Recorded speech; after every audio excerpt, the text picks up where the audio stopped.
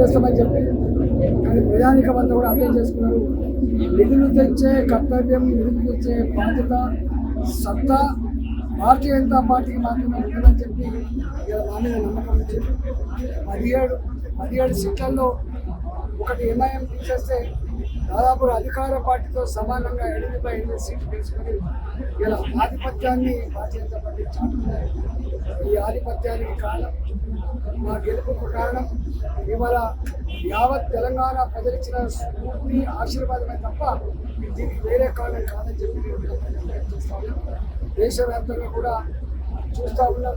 295, 296, 300 పైచిలకు సీట్లతో భారతీయ జనతా పార్టీ మిత్ర పక్షాలు రేపు మళ్ళీ మోడీ గారి నాయకత్వంలో ఇవాళ దేశంలో స్వేచ్ఛ, స్వతంత్రం, ప్రగతి, ఆత్మగౌరవ బావుట ఎగిరాలంటే మోడీ గారే ప్రధానమంత్రి ఉన్నారనేటువంటి భావన ఏదైతే వ్యక్తం చేశారో తప్పకుండా ఇవాళ 3వసారి భారతీయ జనతా పార్టీ కర్తవ్యం, బాధ్యత నరేంద్ర మోడీ గారికి స్పష్టంగా తెలుసు.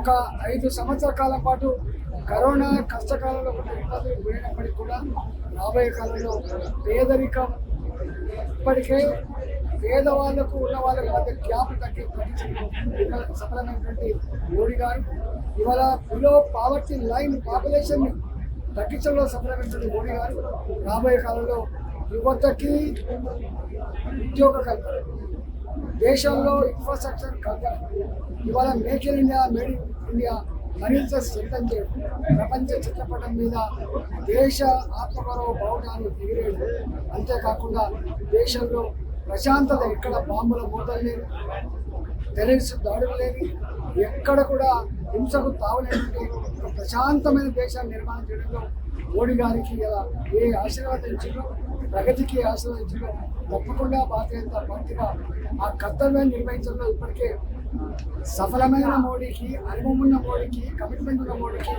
రాబోయే కాలంలో తప్పకుండా అన్నింటినీ మొదలు పెట్టుకొని ముందుకు పోతుందని చెప్పి ఈ సందర్భంగా మనం చేస్తున్నాం.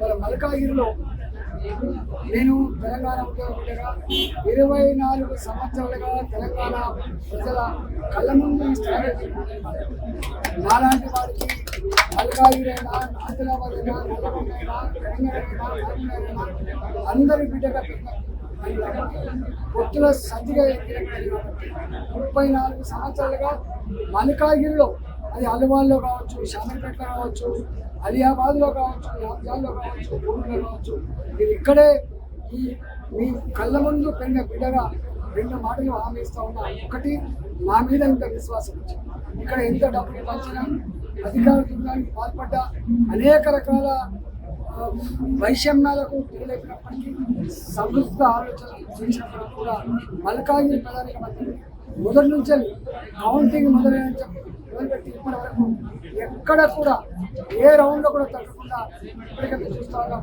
3 లక్షల పైచిలకు మెజార్టీతో మల్కాగిరి ప్రజానికానికి వాళ్ళకు దండం పెడుతూ, వాళ్ళకి శిరస్సు వంచి నమస్కరిస్తూ తప్పకుండా మల్కాగిరిలో ఏ సమస్యలైతే నేను ప్రస్తావించి, అది కంటోన్మెంట్లో ఉన్నటువంటి రోడ్డు సమస్య కావచ్చు, రైల్వే డిపార్ట్మెంట్ పరంగా రోడ్ల సమస్య కావచ్చు, అండర్ పాస్ల సమస్య కావచ్చు, ఇలా చెరువులో దుర్గంధపూరితంగా మాట్లాడే సమస్య కావచ్చు, ఎంప్లాయ్మెంట్ జనరేషన్ సమస్య కావచ్చు, ఐటీ కార్డర్ కావచ్చు, ఇండస్ట్రియల్ హబ్ కావచ్చు, ఇన్ఫ్రాస్ట్రక్చర్ డెవలప్మెంట్ కావచ్చు, ఈ అన్నిటి విషయం పేదలకు ఎందుకంటే విషయం కావచ్చు, ఏ హామీలైతే ఇచ్చారు.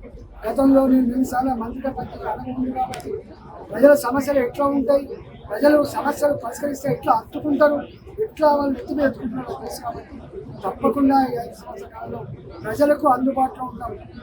ఒక మాట. రెండవది, నోట్ల నాలుకలకు 2వ మాట.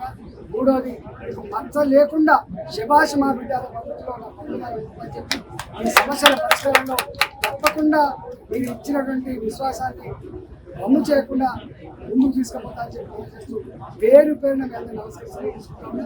అదేవిధంగా మా కార్యక్రమం 5 ఏళ్ళ అంతకుముందు ప్రభుత్వం ఎట్లుండే, ఇవాళ మళ్ళీ 5 ఏళ్ళ తర్వాత మళ్ళీ ఎట్లుండే, ఇవాళ 10 ఏళ్ళ తర్వాత బీఆర్ఎస్ పార్టీకి ఎట్లుండే మనం చూసాం. 10 ఏళ్ళ తర్వాత కూడా ఇవాళ మళ్ళీ మోడీ గారిని 300 సీట్లతో అంటేనే ఇవాళ భారత ప్రజానికి ఎంత గొప్పగా మోడీ గారిని నమ్ముతున్నారో, ఆదరిస్తున్నారో అంతకంటే తర్కాలు లేదు.